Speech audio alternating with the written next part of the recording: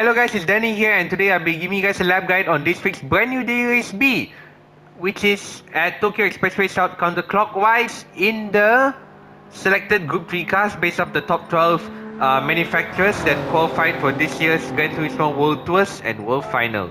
So we spent quite a bit of time doing the time trial for this daily B and we got ourselves into a 154.9. Not the best of not the best of laps, but this should be quite a decent lap for this week's daily race B. So I'll give you guys a lap guide. We are in the Toyota GR Supra, and yeah, because this car is amazing top speed and pretty good downforce as well. So exiting the last corner in third gear, but quickly momentarily I'm shifting up to fourth gear so I can get faster exit because this Toyota has a it doesn't perform well if you rev this car out on the higher RPM, on the higher end of the RPM range. So you want to really maximize using the mid range of the RPM with the GR Supra so they can get faster corner exits. And this track has a lot of fast corners, so you want to use a lot of higher gears as much as you can to maximize the power output from the GR Supra. So now heading to the first corner, pretty much braking neck and neck with a 150 meter board over here, or just slightly after the white dotted lines on the right hand side of the track start. So pretty much short dab on the brakes, quick trail braking, and up to fifth gear for the, as I explained earlier, for the fast exit. You can see I'm shifting early to sixth gear, pretty much around 60% of the rev range of the car, so that I can get a lot of power output. So now for the dock section, I'm pretty much braking close to the 100 meter board, full brakes and a bit of engine braking and trail braking. I'm off the brakes already in the middle part of the dock section up to third gear. So as you can see, I'm balancing the throttle. I'm not going full throttle all the way to the docks. And you can use all the track limits here. So you can see this is pretty much within track limits. I'll show you guys why. Because I have two tires on the curb. So as long as you have two tires on the curb, say you can really cut a lot of the corners in the dock section. And the curbs are flat, so yeah, you can pretty much cut the curbs a lot. As you can see, I'm already pretty much like flat out on the last two corners of the dock section, the very famous dock section. So I'm pretty much accelerating in third gear already.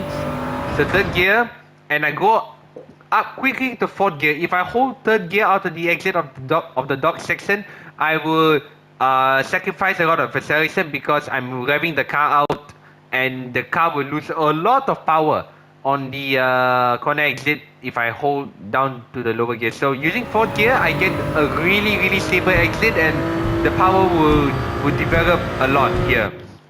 And now pretty much for this for the fast right hander, I'm pretty much braking when the white dotted lines start on the left hand side of the track this time.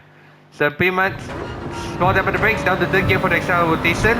I lost pretty much half a tenth here because I didn't go closer to the inside line, but it's still a decent enough exit. 54.203 for the first sector, which is quite good. And I went up to sixth gear early, as you can see, pretty much shifting at the 60% of the rev range, and just keeping it flat, foot flat to the floor over here. Now for the hairpin, I'm pretty much braking just slightly after the 150 meter. So pretty much when you are already in the shadow here. So but the tip here, my tip here is to don't brake close to the 100 meter board. Brake slightly after the 150, but don't brake close to the 100 meter board, or else you're gonna overshoot the corner. I managed to outbrake myself quite a lot of times here because again, you're getting the headwind, but it's like 0.2 meter per second, so the effect is not that great in terms of the stopping power. So just slightly after the 150 meter board.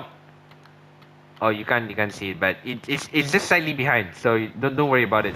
So so just trail braking over here. So I'm already off the brakes.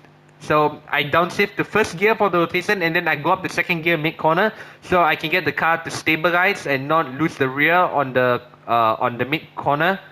So coasting a little bit, and I'm going to go full throttle already when I'm getting the car straightened. As you can see on the red dot, I'm pretty much steering the car to the center already quickly, and as you can see, I get a very stable power output, being smooth with the steering and getting on the power as early as possible. I'm revving the car out a bit, so the only time you want to rev the car out is when you are exiting slow speed corners. If you rev out the Supra a lot when you're exiting the slow speed corners, you can pretty much get very good acceleration out of the slow speed corners. You just don't accelerate full.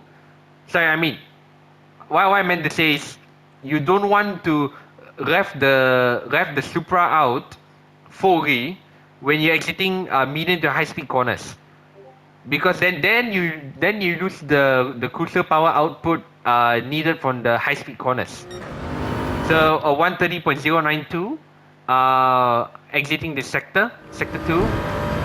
So pretty much when you are neck and neck with these traffic lights, these highway lights pretty much on my left, you're pretty much tapping the brakes, small tap of the brakes down the fourth gear, and then getting on the power as early as possible, and then just short lift when you're pretty much neck and neck with this signboard over here,